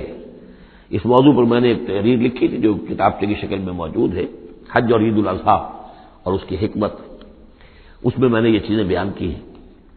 وَفَدَيْنَاهُ بِذِبْحٍ عَظِيمٍ، اور پھر ہم نے اس کی جگہ پر فدیہ ایک ذبح عظیم، جنت کا ایک میڈھا آیا اور وہ اس کی جگہ پر حضرت اسماعیل کی جگہ پر ذبح ہوا، اور اسی کی پھر اب یہ یاد ہے کہ جو بنائی جا رہی ہے قربانی جو ہوتی ہے۔ وَتَرَكْنَا عَلَيْهِ فِي الْآخِرِينَ، اسی پر ہم نے پھر باقی رکھا پچھلوں میں بھی، یعنی اس میں یہ بھی ہو سکتا ہے کہ پوری ملت ابراہیم مراد ہو، جیسے ملت نوح پر ہم نے باقی رکھا کچھ لوگوں کو جن میں سے حضرت ابراہیم بھی تھے، اور یہ بھی کہ اس قربانی کا خاص طور پر جو ہے اس کا ذکر کیا جا رہا ہو۔ سلام علی ابراہیم، سلام ابراہیم پر، کذالک نجزی المحسنین، اسی طرح ہم بدلہ دیتے ہیں اپنے محسن بندوں کو، انہ من عبادنا المؤمنین، یقیناً وہ ہمارے مومن بندوں میں سے تھے۔ وبشرناہ باسحاق نبیا من الصالحین، اور ہم نے بشارت دی انہیں اسحاق کی کہ جو انبیاء ہی میں کے زمرے میں سے ایک نبی ہوں گے۔ وبارکنا علیہ وعلی اسحاق، اور ہم نے اپنی برکتیں نازل فرمائی ان پر بھی اور اسحاق پر بھی علیہم الصلاۃ والسلام۔ ومن ذریتہما محسن وظالم لنفسہ مبین، اور ان کی اولاد میں سے نسل میں سے بہت نیکوکار بھی نکلے، بہت محسن بھی نکلے، لیکن یہ کہ ظالم لنفسہ مبین، صاف صاف اپنے نفس پر ظلم کرنے والے بھی نکلے، ہر طرح کے لوگ نکلے۔ وَلَقَدْ مَنَنَّا عَلَىٰ مُوسَىٰ وَهَارُونَ، یہ قصص النبیین کے انداز کی صورت ہے جو میں یہ اصطلاحات سے آپ کو واقف کرا چکا ہوں۔ وَلَقَدْ مَنَنَّا عَلَىٰ مُوسَىٰ وَهَارُونَ، اور اسی طرح ہم نے موسیٰ اور ہارون پر بھی احسان فرمایا۔ وَنَجَّيْنَاهُمَا وَقَوْمَهُمَا مِنَ الْكَرْبِ الْعَظِيمِ، اور ہم نے انہیں دونوں کو اور ان کی قوم کو کرب عظیم، اس بڑی کرب سے اور بڑے غم اور اردو سے نجات دی۔ وَنَصَرْنَاهُمْ فَكَانُوا هُمُ الْغَالِبِينَ، اور ہم نے ان کی مدد کی پھر وہی غالب ہوئے، یعنی ان کے سامنے ان کا دشمن جو ہے غرق ہوا۔ وَآتَيْنَاهُمُ الْكِتَابَ الْمُسْتَبِينَ، اور ہم نے ان دونوں کو وہ کتاب دی یعنی تورات کے جو بہت ہی واضح ہے، ہر چیز کو واضح کرنے والی۔ وَهَدَيْنَاهُمَ الصِّرَاطَ الْمُسْتَقِيمَ، اور ہم نے دونوں کو راستہ دکھایا، سیدھا راستہ، صراط مستقیم کی ہدایت دی۔ وَتَرَكْنَا عَلَيْهِمَا فِي الْآخِرِينَ، اور اسی پر ہم نے باقی رکھا انہی کی ملت پر پچھلوں میں بھی۔ سلام علی موسیٰ وہارون، سلام موسیٰ پر بھی اور ہارون پر بھی۔ انا کذالک نجزی المحسنین انہما من عبادنا المؤمنین وان الیاس لمن المرسلین، اور یقیناً الیاس بھی ہمارے رسولوں میں سے تھے، یہ حضرت ہارون کی نسل میں سے تھے۔ اور بال بک ایک شہر ہے بال کا، بک اصل میں پرانی عبرانی زبان میں شہر کو کہتے تھے، بکہ، تو یہ بکہ جو تھا یہ بک، تو بال بک، بک کا شہر، تو یہ تو یوں سمجھیے کہ اللہ کا گھر، اللہ کا شہر، اور یہ ایک بال کا بھی ایک شہر تھا، بال ان کا بہت بڑا معبود تھا، اور وہ سانڈ کی شکل میں اس کا بت بنتا تھا۔ وَإِنَّ إِلْيَاسَ لَمِنَ الْمُرْسَلِينَ إِذْ قَالَ لِقَوْمِهِ أَلَا تَتَّقُونَ، جبکہ انہوں نے اپنی قوم سے یہ کہا کہ تم تقوی اختیار نہیں کرتے، ڈرتے نہیں ہو۔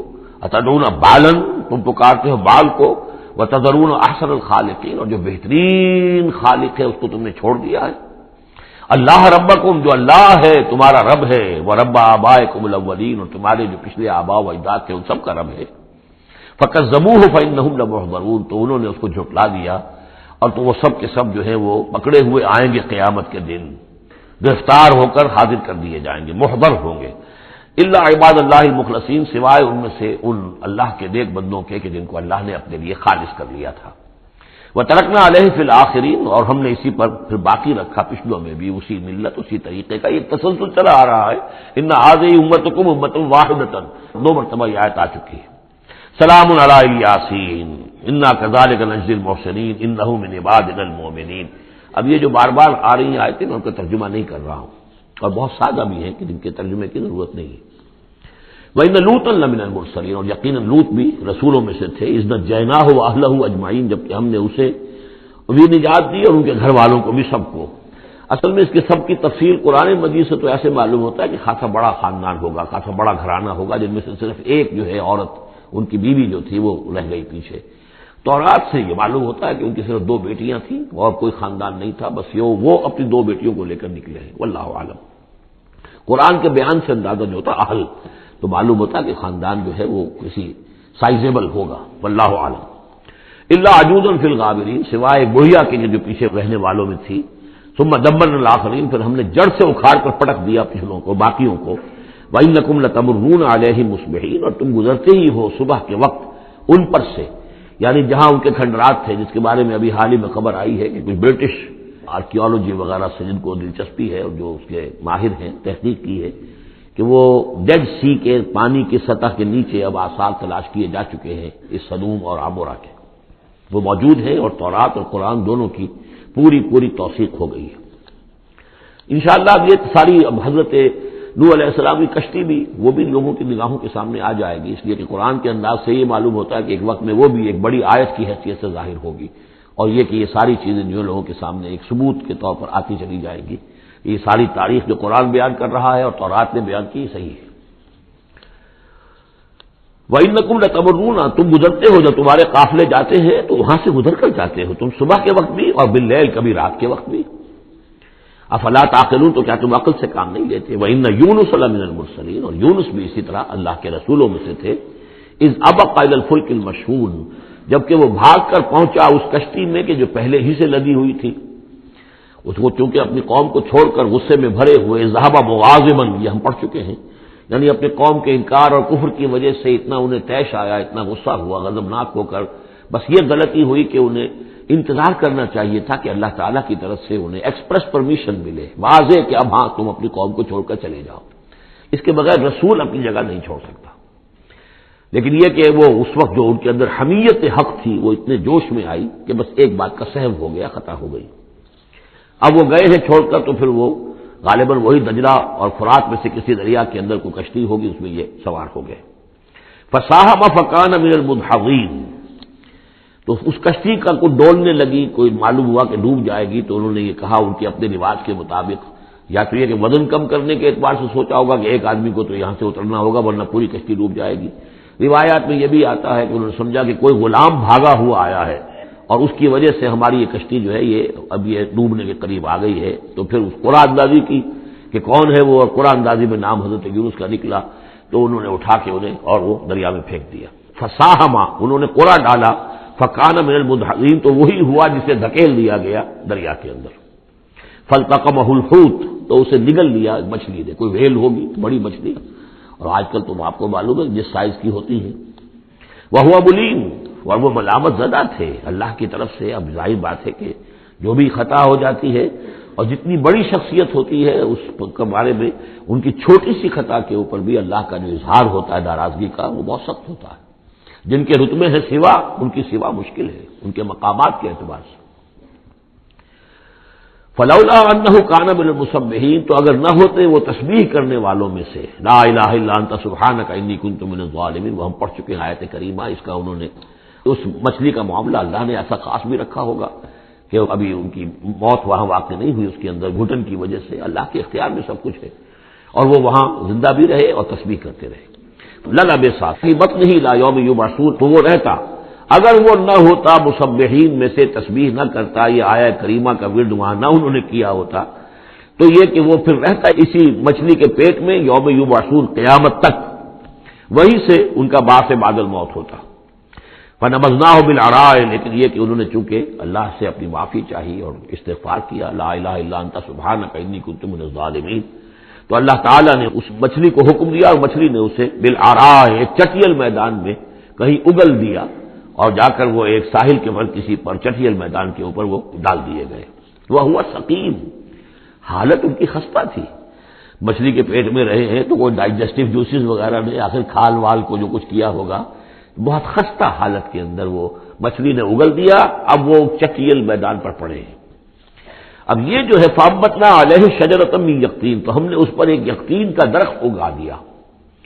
مجھے اس سے پہلے کئی تفاسیر میں تو نہیں ملی ہے بات، لیکن ہمارے ہاں ایک صاحب یہی کراچی میں، ان کا انتقال ہوا چند سال پہلے، احمد الدین مارہروی، یہ محکمہ تعلیم سے متعلق تھے، اللہ تعالیٰ ان پر اپنی رحمت نازل فرمائے، بہت نیک آدمی تھے، میثاق کے بڑے پرانے خریداروں میں سے تھے۔ تو وہ محکمہ تعلیم میں کبھی رہے ہیں بکران کے علاقے میں، تو ان کا وہاں ایک بیل ہوتی ہے، اگجین کہتے ہیں، اگجین، یہ یعنی بلوچوں کے ہاں اور مکرانیوں کے ہاں اس کا نام اگجین ہے، اور وہ بیل ایسی ہے کہ جس کے پتے بڑے بڑے ہوتے ہیں اور وہ زمین میں پھیلتی جاتی ہے، اور اس کے اندر کچھ ایسا انسیکٹیسائڈ ہے، کوئی ایسی چیز ہے ریپیلنٹ ہے کہ کوئی جو ہے حشرات الارض اس کے قریب نہیں آتے. تو اللہ تعالیٰ نے وہ یقین کا درخت جو ہے، اچھا یقین جو ہے، اب وہ قاف گاف بنتا ہے، وہ تو آپ کو معلوم ہے پورے سعودی عرب میں بھی قاف جو ہے گم کو وہ گم ہی کہتے ہیں. تو یقین سے یقین، یقین سے یقین وہ بن گیا ہوگا. تو وہ اب بھی موجود ہے، وہ پودا وہ ایک بیل کی طرح پھیلتا ہے، اور اس کا جو ہے جیسے ہمارے یہاں گھیا ہوتا ہے، گول گھیا، اس قسم کا اس کا پھل ہوتا ہے، بہت میٹھا وہ اس میں لگتا ہے. تو اللہ تعالیٰ نے ان کے لیے گویا کہ انتظام کر دیا کہ یہ یہاں پڑے ہیں تو ان کے زخم وغیرہ ٹھیک ہوں، کھال صحیح ہو، لہذا ان کے اوپر کوئی جو ہے حشرات الارض ان کے اوپر حملہ آور نہ ہو جائیں، کوئی بیکٹیریا نہ آ جائیں. تو وہ چیز ریپیلنٹ جو ہے وہ اس کے اندر موجود تھی اگین کے اندر. وَأَنبَتْنَا عَلَيْهِ شَجَرَةً مِّن یقطین، ہم نے یقطین کی ایک بیل اس کے اوپر اگا دی. اب اس کا سایہ بھی ہو گیا، دھوپ سے بھی بچت ہو گئی، اور وہاں پڑے پڑے ہی وہ جو پھل جو ہوگا اس کا کہ جو اس میں مٹھاس بھی تھی اور غذا بھی دے رہی ہے، تو وہاں سے ان کو وہ پھل بھی اللہ نے دے دیا. وَأَرْسَلْنَاهُ إِلَىٰ مِائَةِ أَلْفٍ أَوْ يَزِيدُونَ، پھر ہم نے انہیں ٹھیک کر کے یعنی صحت یاب کر کے پھر ہم نے انہیں بھیج دیا 1,00,000 انسانوں کی طرف. آیا یہ اپنی ہی قوم کی طرف واپس آئے ہیں یا کسی اور قوم کی طرف بھیجے گئے، یہ یقین کے ساتھ معلوم نہیں ہے، لیکن یہ کہ پھر انہیں، اور غالباً یہی ہے اغلب کہ اپنی ہی قوم کے پاس واپس آ گئے جن کا کہ عذاب ٹل گیا تھا. حالانکہ عذاب کے آثار شروع ہو چکے تھے، لیکن سورہ یونس میں ہم پڑھ چکے ہیں ایک ہی یہ واقعہ ہوا ہے تاریخ میں کہ عذاب کے آثار شروع ہونے کے بعد کوئی قوم توبہ کرے اور اس کی توبہ قبول ہو جائے، اور یہ کہ عذاب الہی ٹل جائے. وَأَرْسَلْنَاهُ إِلَىٰ مِائَةِ أَلْفٍ أَوْ يَزِيدُونَ، تو ہم نے 1,00,000 کے آدمی اور ان سے بھی کچھ زیادہ کی طرف انہیں بھیجا. فَآمَنُوا فَمَتَّعْنَاهُمْ إِلَىٰ حِينٍ، تو وہ ایمان لے آئے اور ہم نے پھر انہیں دنیا کا سامان متاع دنیاوی عطا کیا ایک خاص وقت تک کے لیے، یعنی یہ فریش لیز آف ایگزسٹنس، ایک نئی ان کو مہلت دے دی بقا کی. فَاسْتَفْتِهِمْ أَلِرَبِّكَ الْبَنَاتُ وَلَهُمُ الْبَنُونَ، اب یہاں پر وہ جو مشرک تھے مکے کے، ان کے جو عقائد تھے اب ان سے بحث ہو رہی ہے. تو اے نبی ذرا ان سے پوچھئے کیا تیرے رب کے لیے تو بیٹیاں ہیں اور ان کے لیے بیٹے ہیں؟ یعنی یہ کہ اوروں نے تو چلیے بیٹا تو دیا، اللہ کو الاٹ کیا تو بیٹا تو کیا، انہوں نے الاٹ بھی کیے تو بیٹی ہیں جو خود انہوں پسند نہیں ہے. ام خلقنا الملائکۃ اناثا، کیا ہم نے فرشتوں کو واقعی مؤنث بنایا تھا؟ وہم شاہدون، وہ گواہ ہیں اس کے، انہیں معلوم ہے کہ واقعتاً ہم نے فرشتوں کو جو بنایا تھا تو مؤنث بنایا تھا. الا انہم من افکہم لیقولون، نہیں آگاہ ہو جاؤ یہ ان کے اپنے بنائے ہوئے جھوٹ موٹ کے عقائد ہیں، اور وہ کہتے ہیں ولد اللہ، اللہ کی اولاد ہوئی. وانہم لکاذبون، یقیناً وہ جھوٹے ہیں. اصطفى البنات علی البنین، کیا اللہ تعالیٰ نے بیٹوں کو چھوڑ کر بیٹیاں پسند فرما لی؟ ما لکم کیف تحکمون، تمہیں کیا ہو گیا ہے، تم کیسے فیصلے کر رہے ہو، کیسی رائے دے رہے ہو؟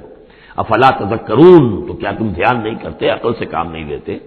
ام لکم سلطان مبین، کیا تمہارے پاس کوئی کھلی سند ہے، کوئی سلطان ہے؟ اب یہ سورت بھی نوٹ کر لیجئے، یہ تیسری سورت ہے اسی سٹائل کی. سورہ حجر، پھر سورہ شعراء، پھر یہ سورہ صافات، وہی انداز، چھوٹی چھوٹی آیتیں، اور ردم ہے تیز، صوتی آہنگ زیادہ نمایاں ہے، ڈیوائن میوزک جس کو میں کہا کرتا ہوں، ملکوتی غنا جو ہے ان صورتوں کے اندر.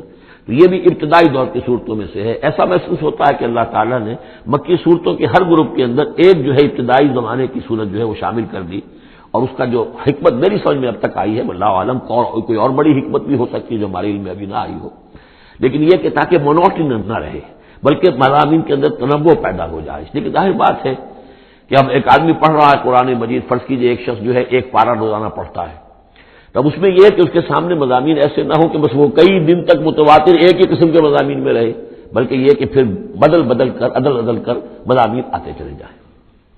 واللہ عالم. ام لکم سلطان مبین، کیا تمہارے پاس کوئی کھلی سند ہے؟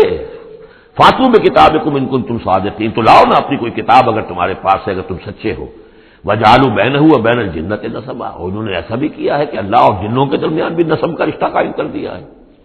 وَلَقَدْ عَلِمَتِ الْجِنَّةُ وَإِنَّهُمْ لَمُحْضَرُونَ، اور جنوں کو خوب معلوم ہے کہ انہیں تو گرفتار کر کے پیش کیا جائے گا، سب کے سب جو ہے حاضر کیے جائیں گے. سبحان اللہ عما یصفون، اللہ پاک ہے ان تمام چیزوں سے جو یہ بیان کر رہے ہیں. الا عباد اللہ المخلصین، سوائے اللہ کے وہ بندے، وہ جنات میں بھی ہوں گے انسانوں میں بھی ہوں گے، اللہ تعالیٰ جنہیں اپنے لیے خالص کر لیتا ہے. فَإِنَّكُمْ وَمَا تَعْبُدُونَ، تو تم اور وہ کہ جن کو تم پوجتے ہو، وَمَا أَنْتُمْ عَلَيْهِ بِفَاتِنِينَ، اور کسی کو اس کے ہاتھ سے بہکا کر نہیں لے سکتے. الا من هو صال الجحیم، سوائے اس کے کہ جو خود گرنے والا ہے جہنم کے اندر. وما منا الا لہ مقام معلوم. اب یہ جو ہے یہاں پر جو اس سورت کے شروع کا معاملہ تھا اس کے ساتھ اب جڑ کر یہ بات آ رہی. والصافات صفا فالزاجرات زجرا فالتالیات ذکرا. وہ فرشتے جو صفیں باندھ کر حاضر رہتے ہیں اللہ کے حضور میں، پھر جس کو حکم ہوتا ہے عذاب الہی کہیں بھیجنے کا تو وہ ڈانٹتا ہے، اور اس کی چنگھاڑ جو ہے اسی سے وہ پھر قومیں اور بستیاں ہلاک ہوتی ہیں. فالتالیات ذکرا، جن کو حکم ہوتا ہے وہ اللہ کے ذکر کی تلاوت کرتے ہوئے اللہ کے نبیوں تک اس کو پہنچاتے ہیں پیغامات کو. اب وہاں ان کی طرف سے وما منا الا لہ مقام معلوم، ہم میں سے کوئی نہیں ہے، یہ فرشتوں کی طرف سے کہا جا رہا ہے، مگر یہ کہ اس کا ایک ٹھکانہ مقرر ہے. دربار میں کوئی 5000 ہے، کوئی 10,000 ہے، کوئی 30,000 ہے، ایسے ہر ایک کا ایک مقام معلوم ہے، مرتبہ مقام معین ہے. ملائکہ مقربین ہے، ملائکہ اعلیٰ ہے، ملائکہ تو دنیا ہے، ملائکہ اسفل ہے، یہ سب کے سب ہے. وما منا الا لہ مقام معلوم وانا لنحن الصافون، اور ہم تو سب کے سب صفیں باندھے ہوئے مستقیم کھڑے ہوتے ہیں. وانا لنحن المسبحون، اور یقیناً ہم تو سب کے سب تسبیح کرنے والے ہیں پروردگار کی.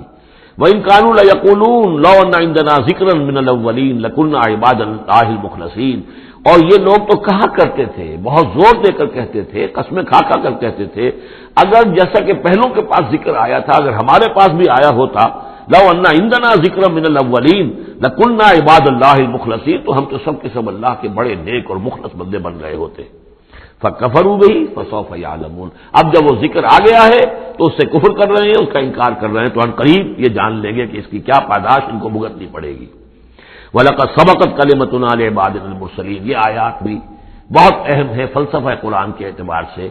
رسولوں اور نبیوں میں ایک بنیادی فرق یہ ہے، نبی کے لیے لازم نہیں ہے کہ اللہ کی مدد آئے اور اسے غلبہ دیا جائے. نبی قتل بھی ہو سکتے ہیں، حضرت یحییٰ قتل ہو گئے، حضرت زکریا قتل ہو گئے، لیکن رسول کو قتل نہیں کیا جا سکتا. رسول مغلوب نہیں ہوگا. جیسے ہی محسوس ہوگا کہ قوم غالب آ رہی ہے، رسول مغلوب ہو رہا ہے، رسول اور اس کے ساتھیوں کو بچا لیا جائے گا اور پوری قوم کو غرق کر دیا جائے گا یا برباد کر دیا جائے گا. یہ اللہ کا قاعدہ قانون ہے رسولوں کے بارے میں. وَلَقَدْ سَبَقَتْ كَلِمَتُنَا لِعِبَادِنَا الْمُرْسَلِينَ. یہ بات تو ہماری پہلے سے طے شدہ ہے اپنے ان بندوں کے لیے کہ جن کو ہم رسول بنا کر بھیجتے ہیں. عبادنا المرسلین انہم لہم المنصورون، یقیناً ان کی مدد کی جائے گی. اور میں یہ صیغہ جو ہے مستقبل کا بول رہا ہوں، اصل میں تو اب وہ بات ختم ہو چکی محمد الرسول اللہ صلی اللہ علیہ وسلم پر، لیکن ماضی میں یہ اللہ کا قاعدہ قانون رہا ہے رسالت کے بعد میں. وَإِنَّ جُنْدَنَا لَهُمُ الْغَالِبُونَ، اور یقیناً ہمارا لشکر جو ہے وہی غالب آ کر رہے گا. یعنی اللہ کا لشکر کون ہے؟ اللہ کا حزب اللہ کون سی ہے؟ اللہ کا رسول اور اس کے ساتھی اہل ایمان. محمد الرسول اللہ والذین معہ، یہ کون تھے؟ یہ حزب اللہ تھے، اپنے وقت کے حزب اللہ یہ ہے. اور عیسیٰ اور ان کے ساتھ ان کے حواری یہ کون تھے؟ یہ اس دور کی حزب اللہ ہے. فَتَوَلَّ عَنْهُمْ حَتَّىٰ حِينٍ. تو اے نبی ذرا آپ رخ پھیر لیجئے ان سے ایک وقت تک کے لیے، آپ زیادہ ان کی یہ استہزاء کریں، تمسخر کریں، آپ پرواہ نہ کریں، آپ اپنا رخ ہی پھیر لیجئے. وَأَبْصِرْهُمْ فَسَوْفَ يُبْصِرُونَ. تو آپ بھی ذرا ان کو دیکھتے رہیے، آپ اعراض کر کے ذرا پھر انتظار کیجئے، دیکھتے رہیے دور سے. فَسَوْفَ يُبْصِرُونَ، تو ان قریب یہ بھی دیکھ لیں گے. أَفَبِعَذَابِنَا يَسْتَعْجِلُونَ. تو کیا یہ ہمارے عذاب کی جلدی مچا رہے ہیں کہ لے آؤ محمد عذاب صلی اللہ علیہ وسلم. فَإِذَا نَزَلَ بِسَاحَتِهِمْ فَسَاءَ صَبَاحُ الْمُنذَرِينَ. پھر جب وہ عذاب اترے گا ان کے میدان میں، ساحہ کہتے ہیں بڑے میدان کو، کہ جیسے گھر ہے اور اس کے درمیان میں کوئی بڑا جو ہے پارک ہے جیسے ہمارے ہاں ہوتے ہیں. فَإِذَا نَزَلَ بِسَاحَتِهِمْ، جب ان کے اس بڑے میدان میں وہ اترے گا وہ عذاب، فَسَاءَ صَبَاحُ الْمُنذَرِينَ، تو وہ بہت بری صبح ہوگی ان کے لیے جن کو خبردار کر دیا گیا تھا. وَتَوَلَّ عَنْهُمْ حَتَّىٰ حِينٍ. پھر دوبارہ اے نبی ابھی ذرا آپ ان کی طرف سے آپ رخ پھیر لیجئے، ان کے انکار سے زیادہ دلگیر بھی نہ ہو، ان کے انجام کے بارے میں زیادہ صدمہ بھی نہ کریں. وَلَا تَحْزَنْ عَلَيْهِمْ، آپ ان کے بارے میں رنج و افسوس بھی نہ رکھیں. فَلَعَلَّكَ بَاخِعٌ نَفْسَكَ أَلَّا يَكُونُوا مُؤْمِنِينَ. آپ اس صدمے سے اپنے آپ کو اپنی جان کو نہ بھلائیں کہ یہ ایمان نہیں لا رہے. وَأَبْصِرْ فَسَوْفَ يُبْصِرُونَ. آپ بھی دیکھتے رہیے اور ان قریب یہ بھی دیکھ لیں گے. سبحان ربک رب العزت عما یصفون. پاک ہے اللہ تیرا پروردگار جو رب العزت ہے، عزت اور اقتدار اور اختیار والا ہے، عما یصفون، ان تمام چیزوں سے کہ جو یہ بیان کرتے ہیں. یہ نوٹ کرنے والی بات ہے کہ وصف اسی سے یصفون بنا ہے اور دوسری صفت بنا ہے. قرآن مجید میں اللہ کے لیے یہ لفظ استعمال ہوتا ہے صرف لوگوں کی طرف سے. اللہ تعالیٰ نے اپنی کوئی صفت قرآن میں اس ایجابی یا مثبت طور پر بیان نہیں کی ہے. ویسے ہم احادیث میں لفظ ہے، لیکن یہ کہ یہ بات نوٹ کر لیجیے، قرآن میں صرف نام آتا ہے، لہ الاسماء الحسنی، اس کے ہیں تمام اچھے نام. اللہ کے لیے صفت کا لفظ کہیں واضح طور پر صحیح صراحتاً جو ہے وہ نہیں آیا ہے. جہاں بھی آیا عما یصفون، جو کچھ یہ اس کو وصف بیان کر رہے ہیں، جو کچھ اس کے بارے میں یہ کہہ رہے ہیں، سبحانہ و تعالی عما یصفون، اللہ اس سے پاک ہے، بلند و برتر ہے. وسلام علی المرسلین، اور سلام ہو تمام رسولوں پر. والحمد للہ رب العالمین، اور کل حمد بلکہ کل شکر زیادہ موضوع ہے اللہ کے لیے ہے جو تمام جہانوں کا مالک اور رب ہے. بارک اللہ لی ولکم فی القرآن العظیم ونفعنی وإیاکم بالآیات والذکر الحکیم. بارک اللہ لی ولکم فی القرآن العظیم ونفعنی وإیاکم بالآیات والذکر الحکیم. بارک اللہ لی ولکم فی القرآن العظیم ونفعنی وإیاکم بالآیات والذکر الحکیم. بارک اللہ لی ولکم فی القرآن العظیم ونفعنی وإیاکم بالآیات والذکر الحکیم. بارک اللہ